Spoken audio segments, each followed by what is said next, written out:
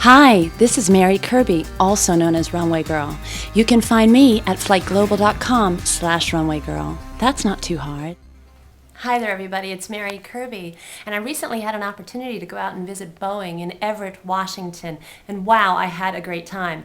Now, Boeing had this special event where they let journalists come and check out their third 787 twinjet. It recently actually took to the skies, but just before it did that, we lucky journalists had an opportunity to go through the aircraft and see some of the neat interior things that Boeing is doing. Now, the aircraft is not fully fitted with full interiors, but it does have some very specific, fun, snazzy things that we actually got to see. So, number one was the dimmable windows. Now it's an electronically dimmable shade.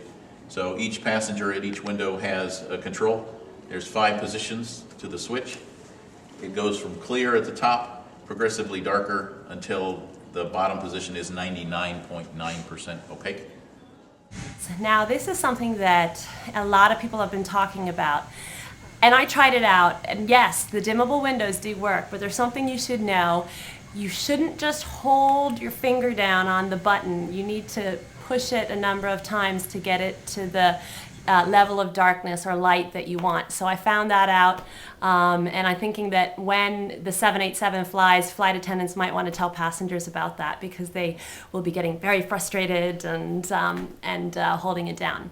So some other items on the aircraft that was interesting. We did get a chance to see some of the lighting that is going to be on the 787. So they are doing some unusual things there, so that you can actually get a sense of daybreak or twilight, and airlines can do a lot of different things now to make the cabin feel like it matches your body clock, which is nice. The seats on the aircraft were actually just standard test seats, so they weren't anything to write home about. But I want you to hear what Boeing had to say about some of the things that they're doing with their catalog and some of the items that they might think about in the future.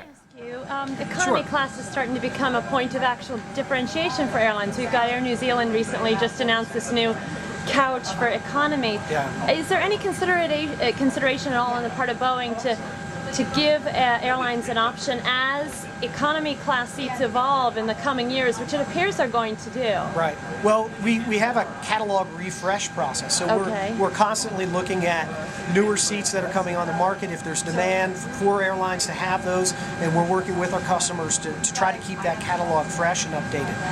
Are there any designs out there right now that you guys find kind of interesting or intriguing that you can talk about? Well, I think just in general, actually Blake and I both are working with seat manufacturers, just starting, the infancy stages, but really working on a architectural design that works well with this interior. Okay. So we're looking at architectural compatibility as something that we want to talk to seat suppliers to help design into their seat design so that seats look like they belong on these new generation of interiors. So some of the seat manufacturers have gotten together with Panasonic recently and came together for a seat called Fusion, where it merges both the seat and really high-end IFE.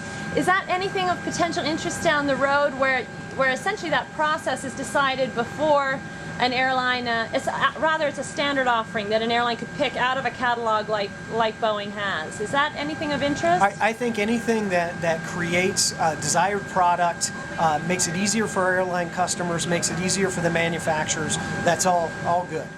So one of my favorite parts of the 787 is the toilet.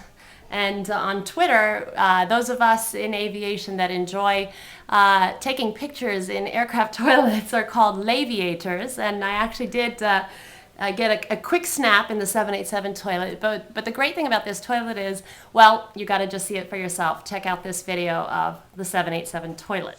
Lavatory actually sat in economy class, but one of the features it has is a self-closing toilet seat lid. You can either press a button or it has an infrared sensor. You press the button, down goes the seat. That's awesome. And I also had an opportunity to talk to some Boeing executives after the actual event, and they showed me through the 787 gallery, which is where airline customers get to see the types of interiors that are on offer for the 787. So all the economy class, business class, first class seats, all the in-flight entertainment, and all the different options that carriers can choose from the catalog. One point of interest with the 787 is that Boeing has not yet decided a standard in-flight connectivity system for the aircraft. And as you know, airlines all over the world are starting to equip their fleets with in-flight connectivity. So here's what they had to say about that. So we are studying connectivity, but it's been Boeing's policy not to comment on studies that we have ongoing. So a question along the lines of the timing for the completion of the study is not something that we would comment on. So that was Runway Girl for this week. We'll see you next time. And what about stand-up seating? What do you think about that concept? Do you think that'll ever take off? Is that just all pie in the sky? From a personal perspective, Yeah. I hope that it does. Okay, thank you. In-flight world, I gotta catch that plane on time. The higher the altitude, the higher she climbs.